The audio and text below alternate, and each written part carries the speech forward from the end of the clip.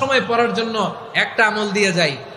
উঠতে বসতে, অফিসে যাচ্ছেন, অফিস থেকে ফিরতেছেন, বসে আছেন, শুয়ে আছেন, ছোট্ট এক শব্দে আমরা যেন বেশি বেশি পড়ি আস্তাগফিরুল্লাহ। আওয়াজ করে আমার সাথে পড়ুন আস্তাগফিরুল্লাহ। আবার পড়ুন আস্তাগফিরুল্লাহ।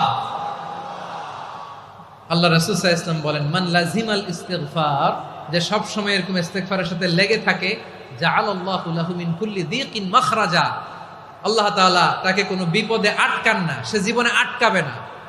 যে কোনো বিপদে আল্লাহ তার রাস্তা বের করে দিবেন, way out, you will get a way out and solution. সুবহানাল্লাহ।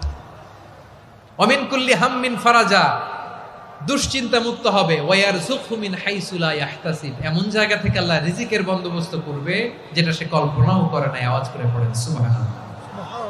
তাহলে মনে থাকবে আস্তাগফিরুল্লাহর কথা। সব শেষ কথা বলবো, সব